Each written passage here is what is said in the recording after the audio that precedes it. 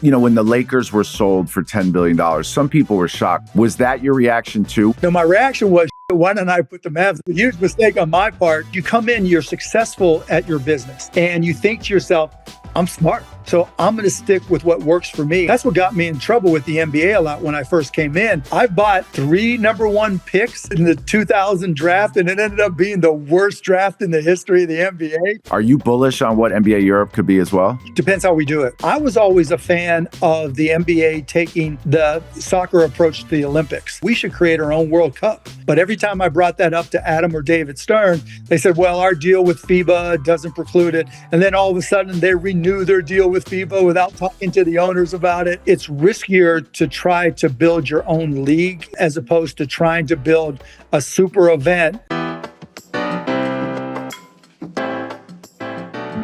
What's up, everybody, and welcome to another episode of Network. On today's show, I sit down with entrepreneur and legendary sports owner Mark Cuban, and I'm also going to talk a little bit about NBA stars and how this last generation may be like nothing we'll ever see again. So download my show on Boardroom or Yahoo Sports and listen wherever you listen to your podcasts. Welcome to my network. Today, I want to talk about the NBA stars of the last 20 years. Because in my opinion, the NBA stars of the last 20 years have been the most famous group of players in any era, maybe across all sports. Clearly, there were household names before them, MJ, Bird, Magic. And across sports, Muhammad Ali, Tom Brady, Serena Williams. But the amount of stars that have come out of the NBA over the last 20 years is unlike anything we've seen before. LeBron James, Kevin Durant, Steph Curry, James Harden, Russell Westbrook, Kyrie Irving, Luka, Giannis, Jokic, stars from all over the world. And how did this happen? Because these players grew up in the birth of social media. Fans now got unadulterated access. They can interact with their favorite players, and the players clap back at fans. Twitter NBA is a thing in its own right. And it's not just social media. The game has been globalized. And by the game being globalized, fans all over the world now were tuning in to watch their favorite players and their favorite rivalries. You could watch an NBA Finals game and have someone from Akron, Ohio, or someone from Athens, Greece. Free agency became world news. LeBron James' decision, KD going to the Warriors. People were tuning into this like it was truly world news. Athletes became business empires. They invested in sports teams. They invested in venture funds. They started their own venture funds, their own media companies. They sat front row at the Oscars, and they even won Oscars. They sat front row at fashion shows. They walked on fashion runways, and they started their own fashion lines. This group of NBA players are household names all over the world. Any party they walk into, the room stops. So while there will obviously be big stars in the future like Ant and Wemby, what we will never see is the amount of stars that we have seen over the last 20 years in the NBA. Fans' attention spans are gone. Content is saturated. People tune into streamers as much as they tune into NBA stars. But over the last 20 years, the biggest stars in my mind, the most impactful stars in all of culture, have been the NBA stars. And I don't know if we'll ever see anything like it again. That's just a few things I've been thinking about. Now I'd like to bring to the show famous entrepreneur, a figure you see on Shark Tank all over your TVs, and one of the most notorious owners in the history of sports. Please welcome Mr. Mark Cuban. Welcome to Network, Mark Cuban. Thanks for having me on, Rich. Of course, man. Like we said off camera, this feels long overdue. I've obviously been a big fan and admirer of you. You are an inspiration to an entire generation of entrepreneurs. So it's exciting to sit here and talk some sports, life, and business with you. I'm ready. So, we're on the heels of a new NBA season going into another season, another year. Everyone gets that NBA excitement. And I know in the past I've talked to players that have retired and it doesn't really hit until you start going into that new season. For you, is there something different this time of year now emotionally, just knowing that your role and position has changed after so many years being so closely aligned in every way? That's a great question because it's not my team necessarily on the floor. So it's a lot less stressful because, during the games, I'd get into it and I'd want us to win, but I'm thinking about all the decisions I made and all the various, elements of what went to putting that team together and trying to determine did we do it right or wrong. And so, I don't have that same level of stress anymore. I just want to enjoy the game and hope we win. But not having that stress, does it come also with like a little bit of sadness or disappointment in some Oh, yeah. ways? Oh, for sure. Like, because I'm not going to do, things exactly the same as Patrick is going to do. And so it's like, oh, I would have done this, I would have done that, but it's not my call anymore. And yeah, and I kind of miss that part of it. But there's a lot of parts I don't miss. Yeah, I'm sure. I obviously, like when it was first reported, they talked about the minority stake you were keeping and the role that you would still play. But it seems from afar, just knowing you and knowing that, like, if you're still calling the shots, you're calling the shots. And was it misreported or did it evolve since it first happened? Oh, it evolved. Not Yeah, to my liking, but it evolved. It just happened the way it happened. yeah. I thought I'd be running basketball. It didn't turn out that way. That's in the past. So now we just move forward. So, I don't want to even get into the trade. Everyone's talked about it ad nauseum. But the one thing that I think is hard for me to figure out because I'm an avid sports fan and I've watched star players change teams. As a fan of the Knicks growing up, there were players that were traded that broke my heart, but never to this magnitude. Like, what was the emotional connection that, unless you were in Dallas, you wouldn't understand? And there was other parts to it, right? The way in which it kind of came out. But what was it that just hit Dallas fans so deeply? Luka did things no other player had done. I mean, it was called Luka Magic for a reason because there truly was magic, and he was such a good guy off the court that every interaction that I've ever had with him was positive. When he would interact with fans, the things he did in the community, and you combine those two together, it was a unique situation. And particularly, after Dirk spending 21 years here, I think everybody just anticipated that Luka would be here forever.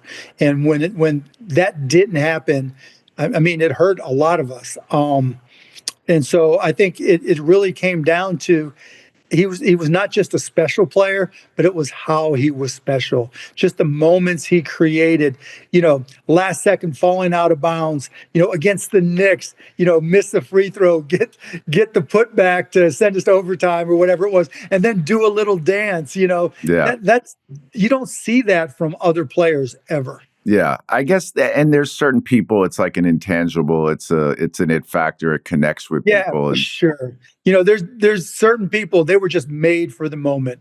We saw that a lot with Dirk, but Dirk wasn't the one bringing the ball up. Dirk had to get into a spot or take the ball to a spot. Luka had the ball in his hands all the time, probably more than any player in the NBA. And so we saw a lot more of the magic. And I think that created a special bond with fans and his teammates. And, I didn't anticipate, nobody anticipated what happened. And so I think that made it a little bit tougher. yeah, the shock factor for sure. Do you think there's like God gave Dallas a bit of a mulligan potentially with Cooper Flagg? It felt like that. Like it felt like that Patrick Yeah. Ewing coming to the Knicks in '85. Just something that obviously like wasn't planned, but if I'm a Dallas fan, I could sleep a little bit better at night potentially. For sure. I mean, all fans really want is hope. The hope that we're going to be a good team, the hope that, something special could be put together. And, the basketball gods smiled upon us when we got Cooper. And the kid's just amazing. Everything, I've met him, talked to him, deal with the people around him.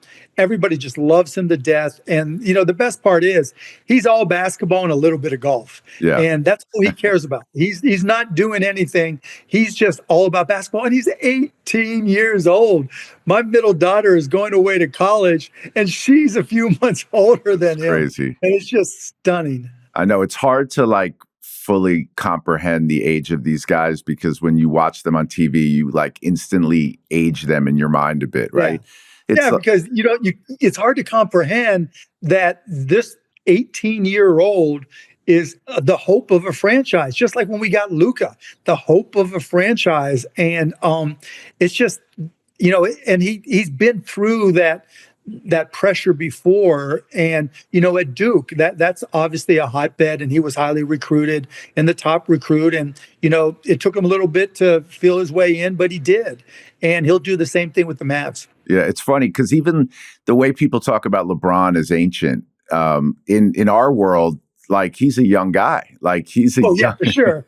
Yeah. And I would always tell people, basketball is one thing, but Father Time is undefeated. But life after basketball is a long, long, long time. Yeah. And so, we've learned to adapt as we've gotten older. But like you said, a player being 40, 41, that's young. That's how old I was when I bought the Mavs. That's like being a teenager in this business. I know.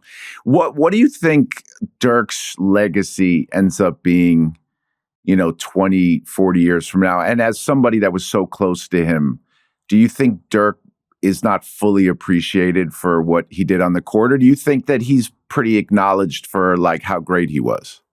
I think while he was playing, he was acknowledged because he was hitting all these milestones.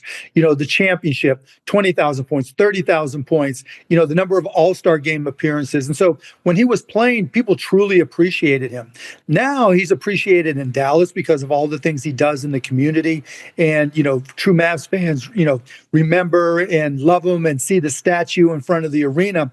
But outside of Dallas, it's almost as if, younger fans today don't really understand the impact he had on the game. His ability to come in and change a game, his ability to shoot and score and rebound and do all the things that he needed to do to win 10 straight years of 50-plus wins. I mean, that's unheard of in this day and age. And yet, kids, unless you're in a highlight film or unless you're in, on Instagram or TikTok or YouTube videos, you're not truly appreciated any longer. And that's just not Dirk. That's, Patrick Ewing, guys we all really, truly loved and appreciated as players. It's just harder for players to really sustain that after they're done with their careers. I love that Patrick Ewing's been mentioned twice in this interview already. I know, right? That's incredible. But it's true because it's like, I always have this conversation about these like prototypes of players that are created and like when a prototype is innovated. So it's like Kobe obviously was absolutely godlike, but it was in the mold and the prototype of MJ. And even LeBron, to some regard, we've never seen anything like it, but it was in the mold of Magic.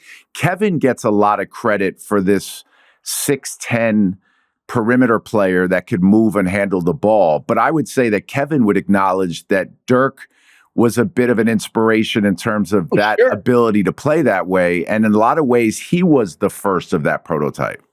Oh, yeah, because I remember when KD came into the league with the Sonics, right? Just trying to find his way, super skinny, right? And just moving his game further and further away. And KD had better handles than Dirk, but just in terms of being able to shoot, KD kept on working and has become a phenomenal shooter, particularly in the mid-range right now.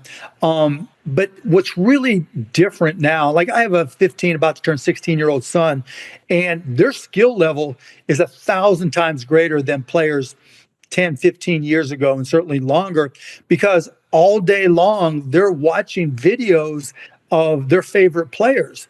And so you see them replicating Steph. You see the handles and all the same moves and the little still should be a travel step back, three, things that kids are doing today. And so if they're not emulating a player, they're not really connecting to the player. Yeah. And as a result, I see it at Mavs games. When LeBron comes to town, huge number of LeBron fans sell out. Steph comes to town, huge number of Steph fans sell out. Now more and more Luka, same type of thing, and hopefully Cooper. But unless the young players are emulating you, you don't have as much reverence, maybe is the word, because they're not watching you in videos, all day, every day. Yeah. No, it's the same reason why like big men historically couldn't sell shoes and like why someone like Kyrie had such a like incredible sneaker business because it's like you're watching a wizard and you want to try to emulate that. Yeah, I mean, that's exactly right. Player after player today will tell you Kyrie has got the best handles, the best moves, the most stuff to him, right? And Kyrie will go with it and live up to it as well. And then, Kyrie has also started to understand the beauty of social media and the downside, but Yeah. more so, understanding how to connect to fans. He talks about his community all the time, hell of this, hell of that, and he builds that into his shoes, and he builds that into, how how he relates to fans. And I think that's really special and part of what really has changed with fandom, just, because social media is relatively new. Yeah. When I talk about the Brooklyn era, right? So, I'm a diehard Knicks fan that wanted Kevin to play for the Knicks. He chose the Nets. Him and Kyrie had a vision. And then I had to emotionally get on board with the Nets. So like this lifetime Knicks fan in me had to completely, Yeah, it was tough. And I did it. And I always talk about. No, you did it. You just pretended. I pretended. I had better seats at the Barclays. So yeah, I was locked in. Yeah, that helps. But it feels like, as an owner, if you can relate in some ways to what Joe went through in that time, and I was fully enmeshed in it. But when I've come out of it now, I feel like none of that would have unfolded that way had it not been for the period of time this COVID time where for sure, you just let people express what they wanted, and and Joe did the right thing at that time in getting them what they wanted. But in today's day now, you would get in a room and figure this out. I'm sure you would have gotten in a room and figured that out. Yeah, COVID obviously was a wild card because it was a life or death thing for so many people. Because with the Mavs, we had to go through the thinking of, okay, what percentage of our fans coming to the game were immunocompromised or cancer survivors? And were we just going to preclude them and say, hey, just don't come, it's on you? Or were we going to try to take precautions? And what if, who knows on what variant? There were so many different variables that I always wanted to err on the side of caution. The concept that somebody might die on my watch because of something I did for the Mavs games was just scary as hell to me. Combine that with what Kyrie and his positioning, that was just oil and vinegar. So I felt bad for Joe and felt bad for Kyrie. But once we got past that, Kyrie, has evolved and Kyrie has matured in a lot of ways. And, he's I wouldn't say different person, but you grow up. There's a difference between being 20 years old coming into the league, 25 and 30 and 33 for that matter. You do mature and you get a family. In Kyrie's case, you have kids. That changes how you think. Yeah, I think people don't tend to understand that like the same natural evolutions that we all go through, like the things I thought and felt at 24 were not the same at 28 and 32 and it's tough.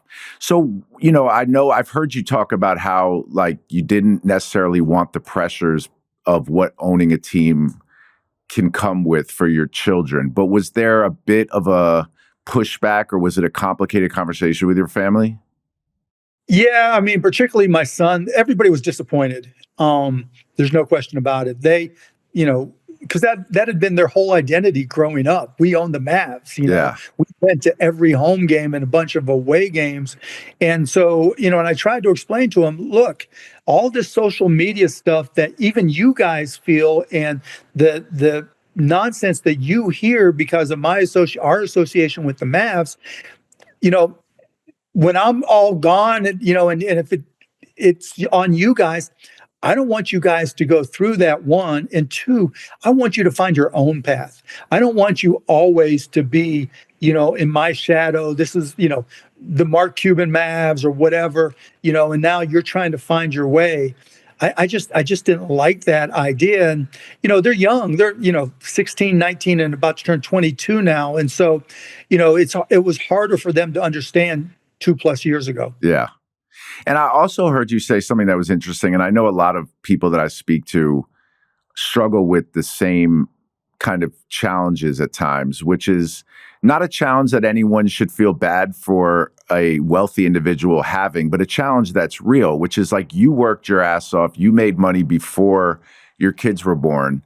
and some of the principles that you had instilled in you, how do you necessarily like translate that when your children are raised with money? Is that something that you feel like you've understood and figured out? Did I understand it? Yes. Did I figure it all out? No.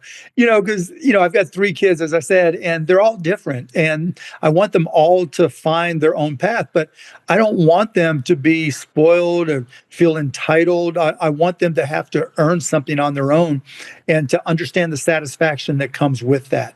And that was part of all this. I went to Indiana University. I wouldn't let them go to school there. I don't want them to be in my shadow there and see my picture or whatever.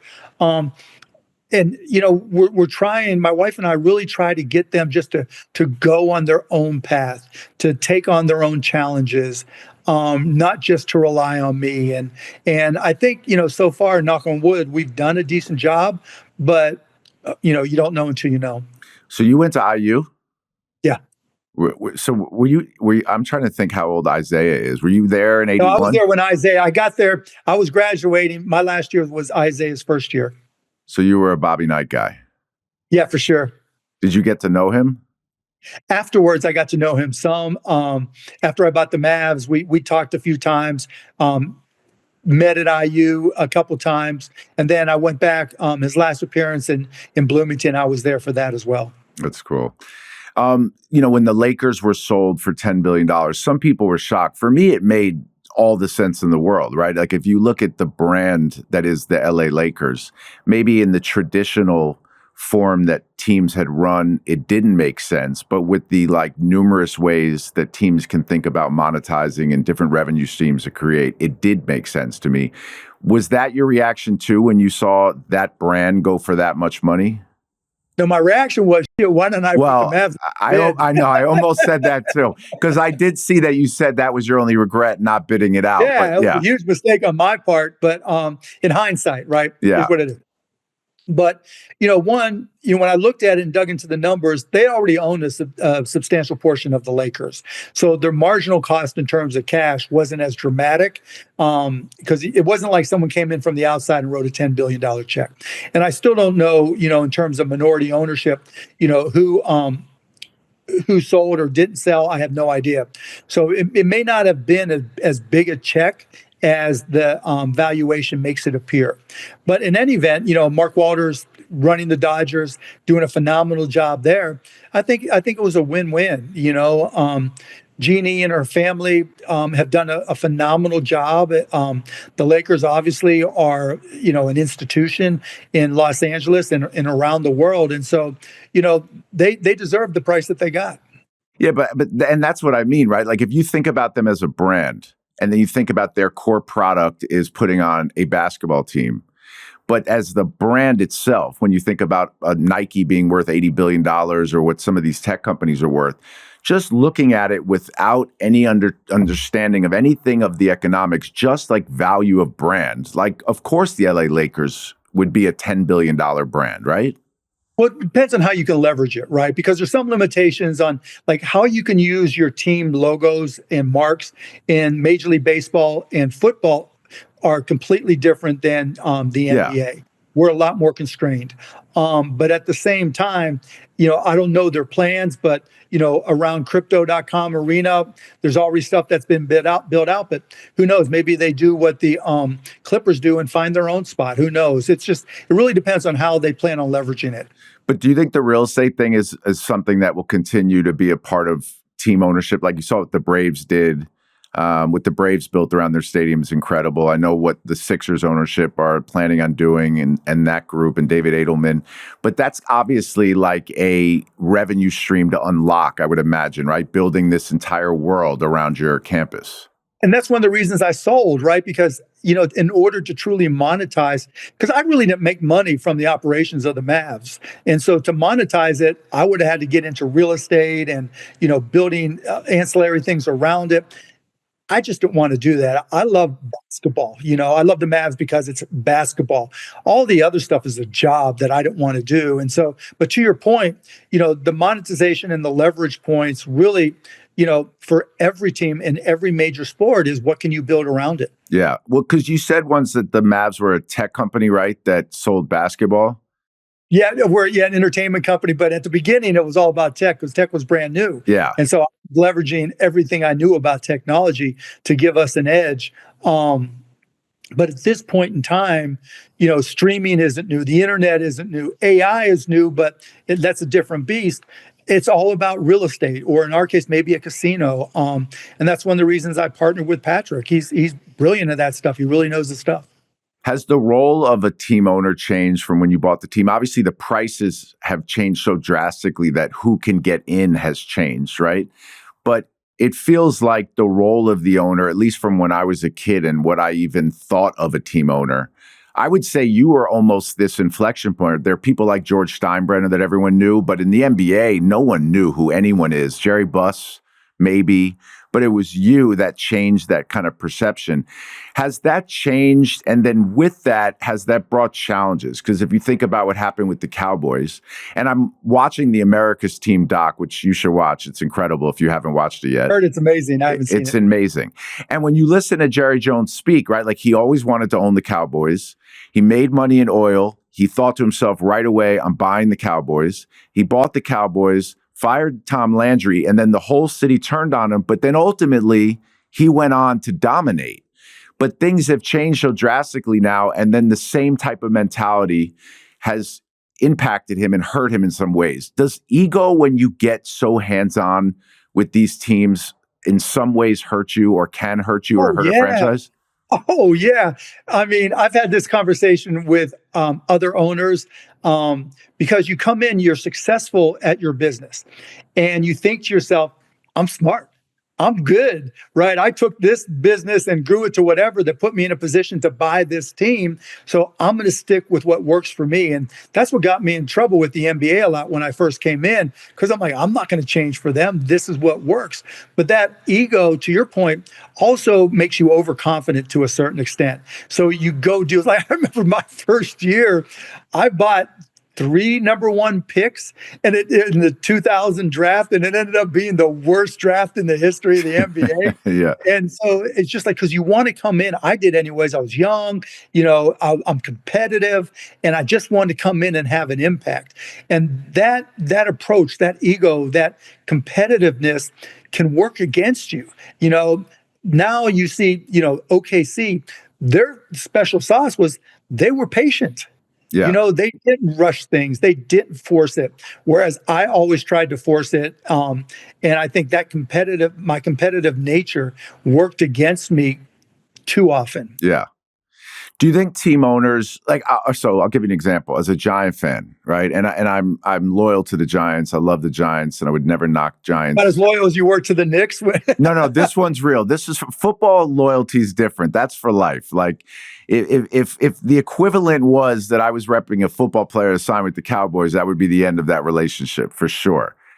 But I feel like sometimes there are certain owners that look simply at the math when you can't value this like impact 360 that a player has with an organization. Obviously, Luka embodied that.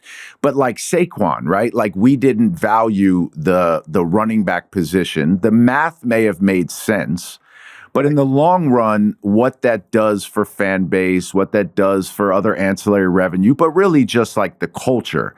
Do you think owners sometimes get way too caught up in the math, don't realize that like ancillary value that star player have in a community?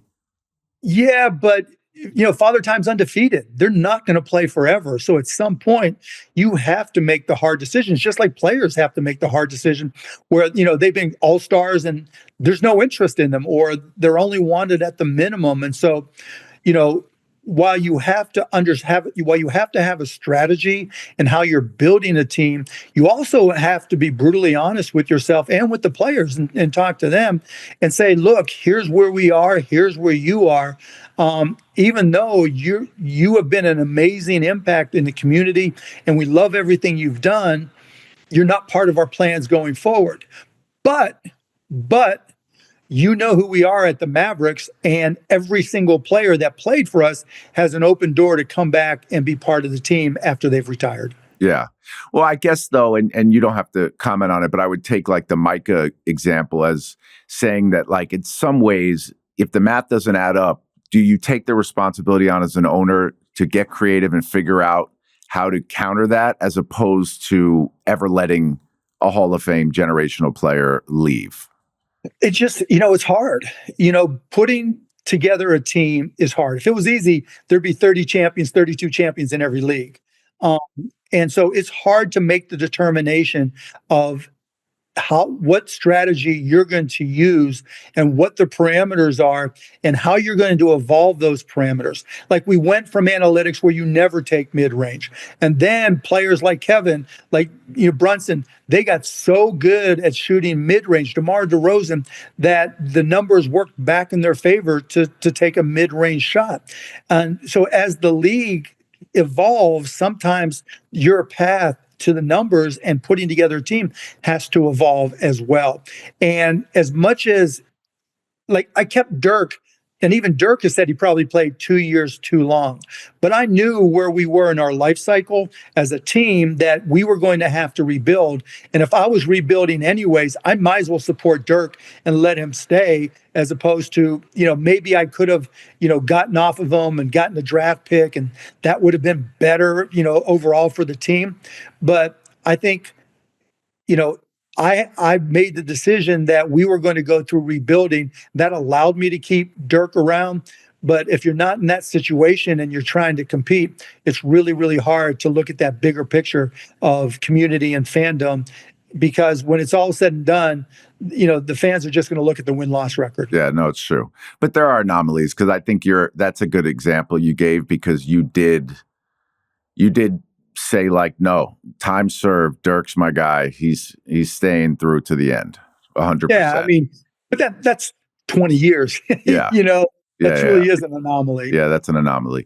What do you think about, like, I'm like very excited to hear all about NBA Europe potentially. I mean, I think the value of these brands, if this is what happens, PSG, Real Madrid, like, you don't get an opportunity to turn a switch and have a fan base that's so ravenous be like, listen, this is your basketball team in market now. Are you bullish on what NBA Europe could be as well? Depends how we do it, right? It depends how they do it. Yeah. Do they work with the Real Madrids and kind of become part of them and supportive?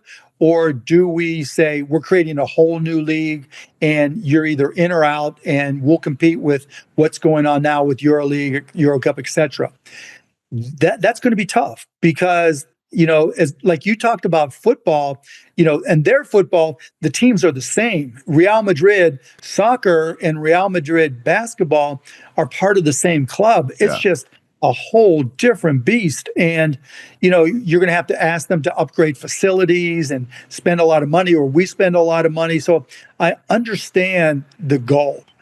Because it doesn't make sense now for the NBA to expand. As much as, 2 years ago, we talked about it being like an accepted path. I think now, because the revenue from the TV deal is so high, you don't want to share it. There's no amount of expansion fee that makes that make sense. And as you know, as an agent, if we add 2 more teams, that changes the cap calculations, right? So the basketball related income times 0.51 divided by 32 instead of 30 means the cap is going down. Yeah. And I don't think there's any way that gets approved. And so you look at Europe, and I was always a fan of the NBA taking the soccer approach to the Olympics, meaning, 23 and under, or whatever it is for soccer players to participate in the Olympics. That's exactly what we should do in the NBA, and we should create our own World Cup. To me, a World Cup every 2 years, that's the dominant competition in the basketball world, would be far more valuable. But every time I brought that up to Adam or David Stern, they said, well, our deal with FIBA doesn't preclude it. And then all of a sudden they renew their deal with FIBA without talking to the owners about it. And so there's no chance. And so I think it's riskier to try to build your own league in Europe, as opposed to trying to build a super event that already has an analogous event in the Soccer World Cup. Yeah, that's actually funny you say that, because I found out that the U.S. Open generates, like, the U.S. Open tennis tournament generates like somewhere close to $500 million a year, right? And with like 200+ million in cash flow.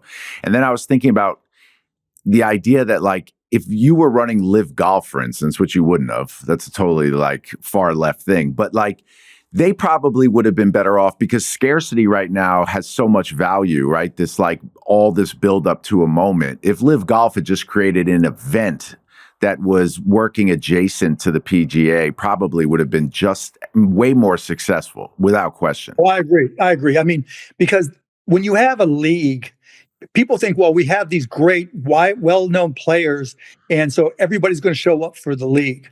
That's just not the way it works. I mean, you can look at the big three. They've done a great job surviving and growing their league, but just having players that were all-stars previously doesn't mean they're going to be, attractive for an ongoing schedule, and so the idea of bringing those same players to compete in one winner take all, that to me is exciting. Yeah. Well, that's why, I mean, you see all these, and I know you've invested in a handful, we have as well, these emerging leagues, which they make sense because there's communities around these sports. And I think we realized that during COVID, right? You put cornhole on ESPN and you could see like, holy there's fans of every one of these small sports. Right. But then on the flip side, there's like bowling. Yeah. There's ping pong. You hear it all. There's darts. Yeah. Everybody bowls. Everybody's going to love bowling, right? People will watch bowling. I even knew the guys who bowled that bought the PBA. When was the last time you watched bowling? I know. Well, that's the problem is like what you can't do is there's no cheat code to creating that emotional connection and that reason why. Like, why am I watching something? Why am I tuning in? And plus now, because, it used to be 500 channels and nothing on, you would just, click, click, click, click, click, click, click until you found something. Now you've got to literally go look for it. Like, with our new NBA deal where there's NBA Peacock, there's NBC Peacock, there's ESPN and Disney, there's Amazon, you've got to look where you're going to watch the games at. And so it just changes how simple it is to find top tier products. Yeah, harder to find. And then also the kind of cachet of what a national TV game used to feel like is gone. Totally different now. So yeah, totally different. Which I would imagine is why ratings earlier in the NBA season are just tough because there's just... Yeah, it's tough because we're competing with football and it's going to be interesting going forward. Like, talking about the calculus and the math and the economics of it all, NBC Peacock spent a whole bunch of money for a playoff game, one single playoff game, and they added like 2.8 million subscribers and retained like 70% of them.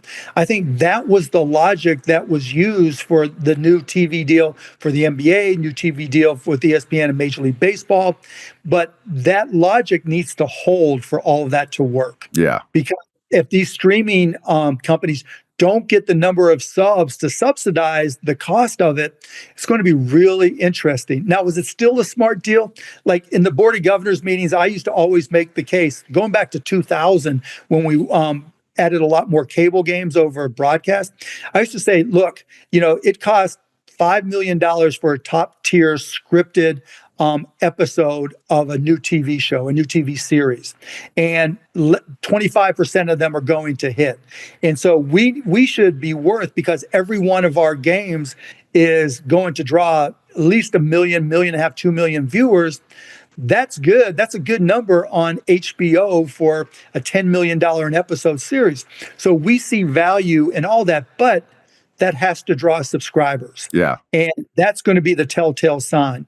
The math works now until we find out there's not enough subscribers or there are a lot. And then the next deal, the price goes up. Yeah, without question. I mean, that's what MLS is dealing with Apple right now is like on paper, that sounded great. It was a great brand to align with as a league. But ultimately, when the dust settles, like if you're not getting the subscribers, it's going to hurt the business overall. There's no money. Yeah, there's no money.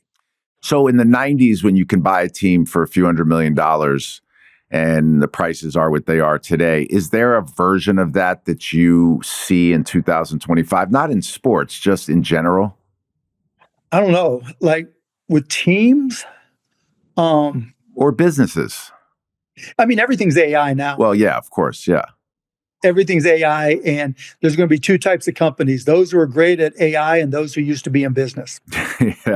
Yeah. That's it. I mean, everything's going to change. It's going to be really interesting to see how teams use AI. I'm not involved in the Mavs side of that stuff anymore, but now just playing around with it, you can feed game tape to different AI options, and it'll tell you all the plays that were run. It'll suggest what plays you should run. It's just insane what's going to be available on an analytics and production side, or analytics and strategy side. And then on the marketing side, just being able to create insane videos and iterate over and over again. I mean, I'm still shocked that I haven't, if I was still at the Mavs, we'd be doing little insane baby videos of every one of our players, all, the baby videos you see. Yeah, I love those. Yeah. We would doing like Cooper Flagg would be 6 weeks old talking about how excited he is. Yeah. All just stuff. And, because we're all competing for attention on social media. And the algorithms drive everything that we see. Each one of us has our own unique algorithm. And, my son always gives me a hard time. Why are you looking over my shoulder to see, when I'm on Instagram? I'm like, because I can tell what you're into, because it's algorithms that are feeding everything. And as long as it's basketball, football, fantasy, hot girl, I'm good. Yeah. You no longer have to ask your kid what your passions are. What do you care about? You just got to get into their algorithm. You'll find it out. You just got to look to see what's in their feed and TikTok and Instagram and YouTube. Yeah. I feel like, so I've fully embraced utilizing AI. And I think there's also this confusion a bit in society, because we've all been using AI for a while now, in our daily lives, without fully understanding that we were. Right.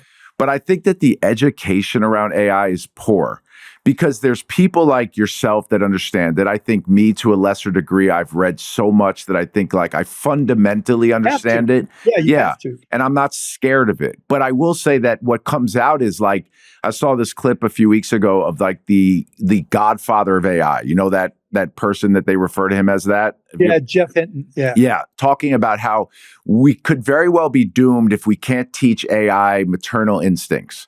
So if that's going to pick up and that's going to be what clicks, and then you call that person the godfather of AI, that becomes... To scare people, yeah. Yeah, and that scares people. All you do is read about job displacement. And look, I've been in technology long enough. There's always been job displacement. And then we find new things. I think part of the challenge, particularly for kids coming out of school, big companies aren't going to hire as much. That's a given. Smaller, medium-sized companies are going to hire more. Big companies can figure out AI, and they got plenty of people to do it. Small companies have no idea how to implement it and leverage it to their ability, to their benefit. And so I just think a lot of the jobs in the short term will be small to medium-sized companies more than the big companies, which is what we've always grown up expecting. But when it's all said and done, I think we'll end up having more jobs. They'll just be different jobs. And so the doomsday stuff is just No, look, let me give you some examples. If you have to give AI context right now, AI, ChatGPT, Anthropic, Claude, Perplexity, Gemini, they're not smart.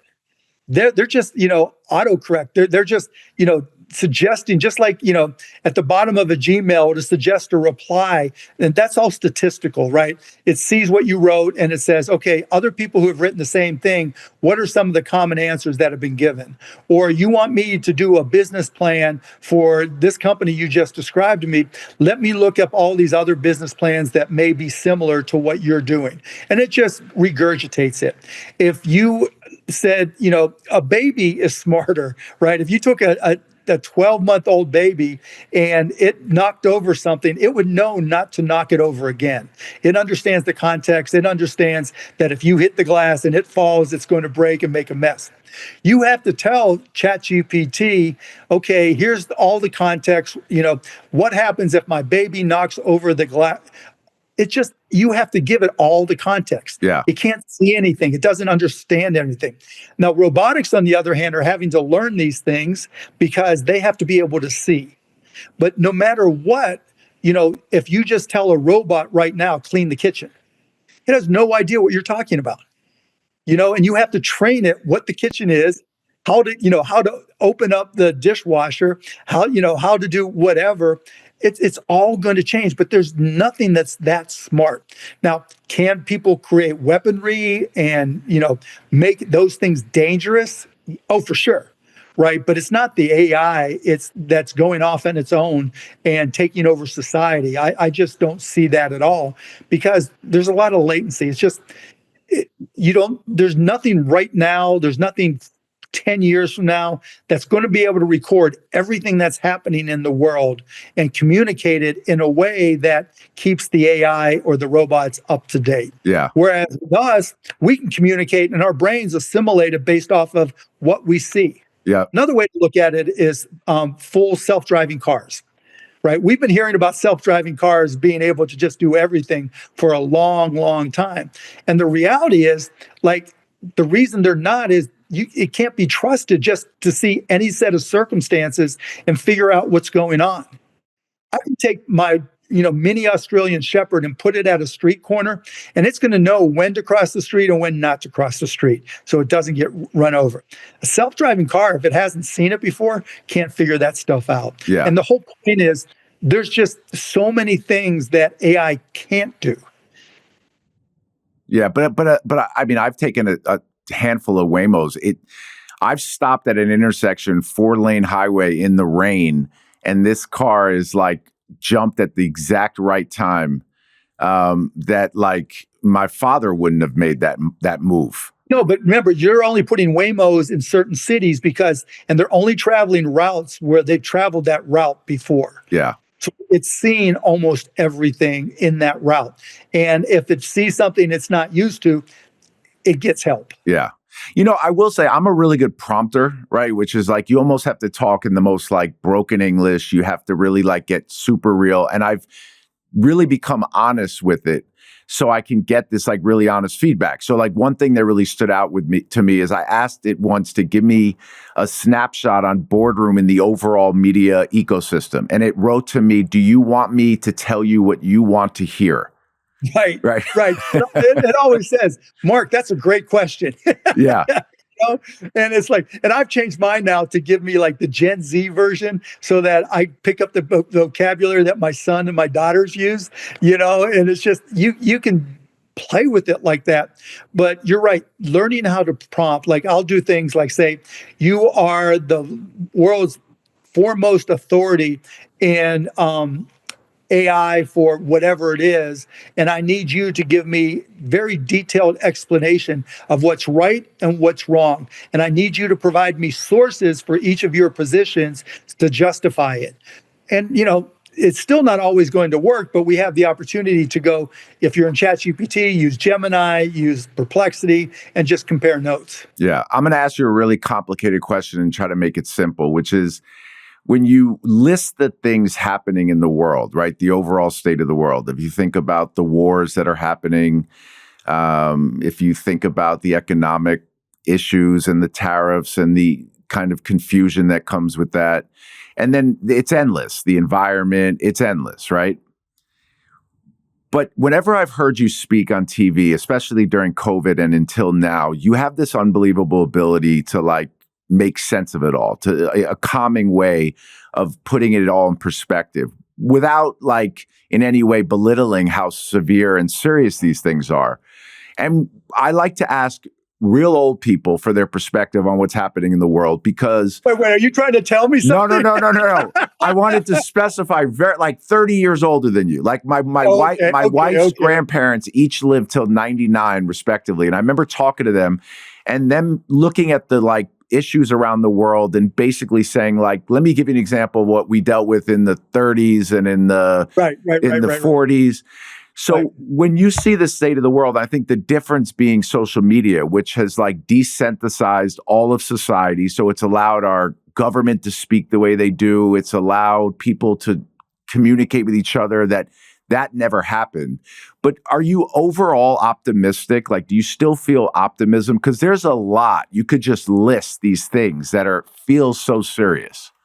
Yeah, I mean, my dad was born during the Great Depression.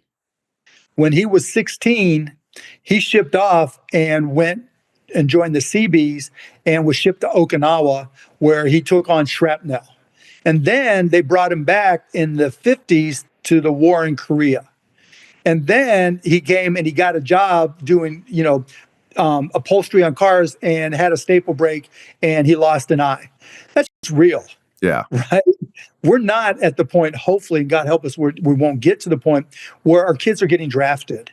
We're not to the point where we're concerned that, hey, Pearl Harbor, somebody just bombed American facility. I don't think we are there. And the other side of it is, as scary as some things appear to us now, this country's been through all that stuff. That's part one. And part two is I really believe in our kids. I think Gen Z is smart. I think that they're very obviously AI and technologically literate. And I think they're entrepreneurial and they're going to come up with ways that improve this world. We're seeing the leftovers of the great generation who are in charge, the 70s and 80-year-olds. I think that's part of the problem. I think just their frame of reference isn't as up to speed. They don't understand a lot of the things that kids understand. And I think as the younger generation starts getting into better and more positions of power, they'll learn from the mistakes. Just like, my dad, would tell me stories about World War II and the Korean War. And his whole point was, no, this is, we can't do this stuff again. And I think we'll tell those same stories, or our kids will see now because of social media, those stories, and realize we can't follow the same path that our parents and grandparents have taken. Yeah. All right. Well, I could stay on that subject with you the entire time, but there's a lot to talk about there. But I'll respect the Yahoo Sports vertical and get back to sports for a second. Hey, I love Yahoo, right? You wouldn't know who I was if it wasn't for Yahoo. No, that's true. That's right. All right. Well, yeah, I'm pretty sure everyone would have known who you were, no matter what it was. But probably not. Talk to me about 5 executives in sports, and they don't have to actually be operating now, but 5 executives in sports or athletes turned into incredible entrepreneurs that you truly admire what they've built, how they've run their business, how they've conducted themselves. Oh boy. Jerry Buss has got to be number one. When I came into the league, he sat me down and he was like, Mark, ignore what David Stern says. And he would give me all these stories. Like when I signed Magic Johnson to a $25 million contract, $1 million a year, the league went nuts. And I would do it again over and over again. He had a heart of gold, and he always was just like, be true to yourself. So I put Jerry at the top of the list. Jerry Jones, too, when I came into the league as well, called me up and we talked, and he was all about, do what you know, because I'd met Jerry before, talking to him and helping the Cowboys with their internet stuff and streaming stuff. And he also was, follow your own path. You're good, you're smart, you know what you're doing. Keep on believing in yourself and good things will happen. I think David Stern was a big impact on me. He used to always say, and he was right, he goes, I made you. And we would come back, and he would find me and I was like, yes, thank you. Can I have another? Because you're opening up all these doors because I'm the most fine guy and this and that. But I always respected him and the fact that he was trying to do what was best for the league, and he took on tough things that a lot of other people were afraid to do. In terms of players, I learned a lot from Dirk, Steve Nash, and Michael Finley when I first came into the league, because I really didn't understand how professional athletes acted or operated, right? I didn't know what they were like off the court. I didn't know what they were like as people. And those 3 guys really demonstrated to me that there's a lot to be said for just being a good person and just being nice to fans and just being accepting of people and recognizing that you guys, they have a special talent that differentiates them, but that special talent doesn't give them reason to believe that they're special people, and that you should just be down to earth and be really appreciative of what we've been given in this life and never take it for granted.